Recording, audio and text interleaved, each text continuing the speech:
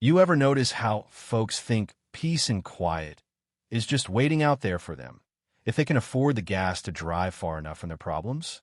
Let me tell you, there's nothing lonelier than rolling up an old gravel road with a truckload of your family's ashes, convinced you finally outran the world, only to find out the real ghosts you're up against are the ones with neighborhood newsletters and a taste for control. That first morning at the lake, the air was so still you could hear your own heartbeat. I'd left behind Memphis, tense shoulders, neon law firm hallways, and billable hours that gnawed my soul down to a stub. What did I bring instead? A thermos of black coffee, a glove box stuffed with land titles, and a cedar box with my grandfather's name burned into it. Jacob Jacobs. He used to lean on the railing of that rickety porch and say, "Keep the lake hours, son. Promise me." Like the water itself could remember a promise. 900 acres, one battered old house, a wraparound porch with every board telling stories in the wind. I figured the worst I'd face out here was a raccoon with an attitude. Turns out, raccoons never mailed me legal threats. See, I was restaining the dock about 10 days after moving in, hands sticky with cedar oil, sun coming through the trees, when this teenage kid jogs up the shore, earbuds in, looking like he's late for his own privilege. Just breezes right onto my dock, as if it's a community pool. "Hey," I call, not even mad yet. "You know this is private property?" He looks at me, real innocent, says, "Dude, this is the HOA lake. Everybody runs here." I wipe my hands, try to laugh it off. I figure maybe his folks just pointed at the wrong map. Maybe he's new. But then I get the letter. White envelope, fancy typeface, Clearshore Wide Property Owners Association. You know how a paper can feel smug? This one did. Demanding I submit an application and review community water access expectations. They even threatened to limit my shoreline per HOA regulations.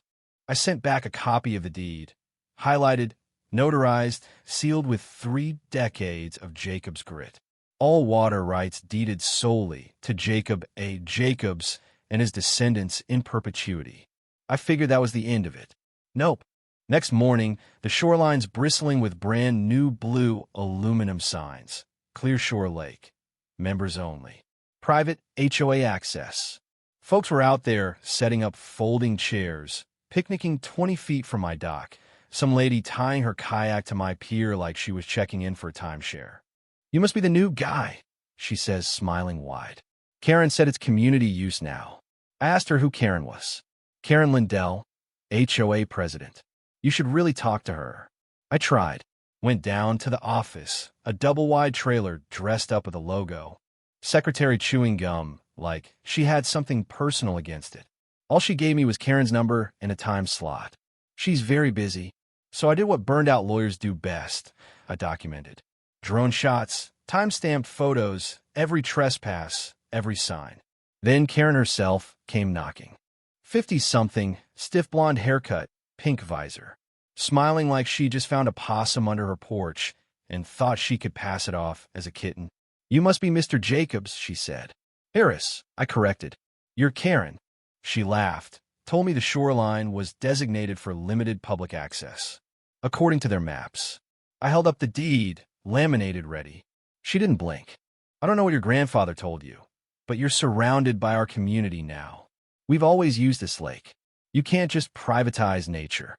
I kept it simple. "Karen, this isn't a duck pond with a gazebo. This is deeded land. I don't want HOA parties on my shoreline. I want you off my property." She left with a tight smile. "We'll see about that." By the next week, the signs doubled. Trash started showing up near the fire pit. My dock was a highway of muddy footprints. I called the sheriff. He shrugged, said civil matter. We don't enforce HOA disputes. That night, staring at the moon on the water, I realized I didn't just inherit a lake. I'd inherited a war.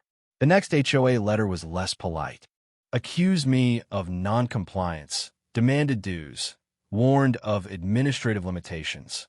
I sent them topographic surveys, a Knoxville Gazette article profiling my grandfather, photos of him fishing the lake alone in '99. 2 days later, neighborhood kids roll up in rented kayaks, storming the dock like it's Bastille Day. Karen said it was fine. They mutter. I put up motion trigger cameras. Every day, More footage, strangers using my land like a park. Folks grilling, skipping rocks, teenagers blaring country pop. Sheriff's Deputy Langston came out a few times, looking weary. Trespassing's a gray area when it's near water. I just shook my head. Not this water. He sighed. Then sue him. Civil court'll make it stick. Didn't want to sue yet. I just wanted to be left alone. Then came the map. Laminated, hung on the HOA bulletin board. Full-scale community plan, walking paths, picnic tables, and in the center, my lake labeled Common Use Zone. No mention of my name, my family, our deed. Neighbors started mumbling about God-given access. One lady told me, "Your granddad was nice about it." I said, "He's dead now, and I'm not nice." That got me hate mail. Emails calling me a thief, a destroyer of neighborhood trust, the enemy of harmony. Things got ugly. Mailbox smashed, thief spray-painted on a trail sign. I started carrying my pistol on morning walks. Then Karen returned, this time in a Navy visor, clipboard in hand. We conducted a vote. 84% of residents agreed. The lake should be annexed as a shared amenity. I stared at her. Annexed? This isn't colonial expansion. You can't redraw boundaries with a Crayola map and a committee vote. She smiled cold. We've submitted for a jurisdictional reassessment. That's when I called Ken, an old buddy, ex-county land surveyor turned whistleblower. He dug up records showing the HOA had submitted a falsified overlay, showing my lake as unclaimed municipal green space. Fraud, plain and simple. Now my lawyer instincts were awake and hungry. Ken sent me everything, PDFs, raw GIS data. The HOA had submitted it under my parcel ID, trying to erase me. That hit like a punch to the gut.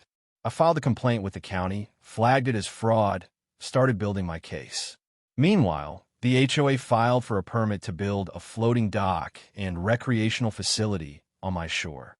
I installed more cameras, put up fresh no trespassing signs, served Karen with a notarized cease and desist. She took it like a parking ticket. We're not taking anything, just clarifying boundaries. No, I said, you're forging overlays and gaslighting a legal title holder. That's fraud. She scowled. You really want to go to war over this? You declared war the second you printed that map. 48 hours later, 3 workers in safety vests are on my dock with lumber and orange flags. They're building a future HOA pavilion. I record everything, call the sheriff. This time, the deputies act, workers cited for trespassing. Karen leaves a voicemail. You think this ends with you winning? People get tired of being fenced out. I save it, pour a whiskey, watch the mist roll over the lake. Then I post a video of the dock crew online, tag the HOA, Karen, sheriff, county, and 3 news outlets. It blows up. Local journalist Owen Blake gets in touch, covering neighborhood governance. I know the angle. Evil recluse versus friendly HOA. Let him. He talks to Karen, who spins her story. I'm the villain, the king of the hill, hoarding a natural treasure. But I dig deeper. Find a 5-year-old real estate listing, clear shore wateride, nestled beside a private lake.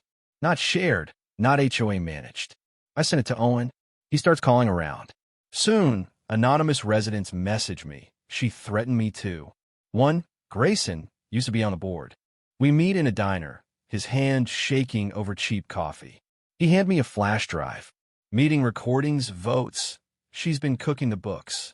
That night, I play a viral video on speakers pointed at the HOA trail. Karen losing her mind at her own workers. Overlay the deed as a watermark. The internet goes wild. Memes, Reddit posts, local news. Karen's smile starts to crack. Then my tires are slashed. Note under the windshield. Share the lake or we take it. I file for a restraining order. Name Karen personally. My lawyer sends her a warning for harassment. Owen drops the big story. How the HOA tried to steal a private lake and got caught. The court filing is a monster. Trespassing, defamation, fraudulent annexation, malicious interference, civil conspiracy. We got everything. Drone footage, deeds, witness testimony, board emails where Karen writes, if the public sees a boundary enough times, they believe it. We build the narrative first. Legal comes second.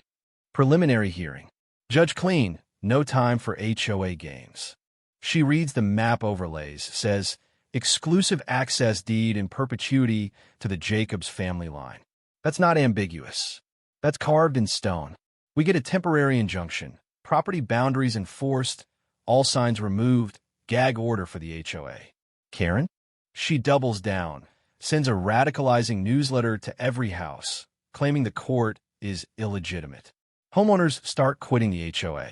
Social media explodes. The community fractures. Then one night, trespassers vandalize my dock, spray paint fraud on the boathouse. Sheriff opens a criminal case. Grayson sends more damning files. An email from Karen. Jacobs's deed will never hold up in the court of public opinion. We file for punitive damages, $3.1 million.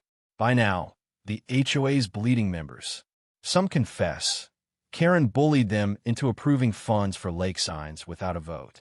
One says she called him unpatriotic for questioning her. Then Karen snaps, marches onto my shoreline, shrieking about community property, calling me an invader. Walter, my security guard, calmly asks her to leave. She storms off, caught on camera, goes viral again. Press swarms the courthouse. The case is theater now, a packed room of townspeople, teenagers, retirees, and even folks selling Team Harris t-shirts out front. My legal team lays it all out, exhibits, maps, fake overlays, emails, video of Karen's meltdown. Her star witness, Glenn, admits under oath that he falsified boundaries. The judge is done playing. I have never seen such a coordinated, arrogant attempt to seize private land through fraud, coercion, and manipulation, she says, looking straight at Karen. Ruling. Full ownership to me, permanent injunction against the HOA, all signage removed, $3.1 million in damages, criminal referrals for Karen. Her lawyer begs for a delay, denied. For a closing statement, denied. She said more than enough. 2 months later, I bolt a black and white sign to the dock, private lake. Trespassers will be sued. The HOA collapses under the legal bills, dissolves within a month. Folks plant pink flamingos in their yards, and nobody says a word. Karen? 11 years on a plea deal, Perp walked out of her own house, screaming, "It was supposed to be our lake," on the local news. Owen's series wins journalism awards. The Lake War becomes a podcast. Every HOA in the state rewrites its bylaws. Me? I stay. Restore the dock, replant the shore, and then, here's the twist, I partner with the Wildlife Preservation Authority. Jacobs Lake is now a registered private ecological zone. No boats, no dumping, just protected, pristine water. Every now and then, a student or ranger drops by. They knock. We drink coffee on the porch, laugh about the madness. But most mornings, it's just me, the water, and the wind. One day, a letter arrives. No return address. One line. You were right to fight. That's all I needed. Funny, all this started because someone wanted to redraw a map, and ended with the whole town learning that law and power are only as strong as the people who refuse to be erased. Makes you wonder, where's the line between stewardship and control, between fighting for what's yours and letting go for the sake of peace? So tell me, where do you stand when the world comes knocking on your land? Do you fight? Do you compromise? Or do you draw your own line in the dirt and hold fast?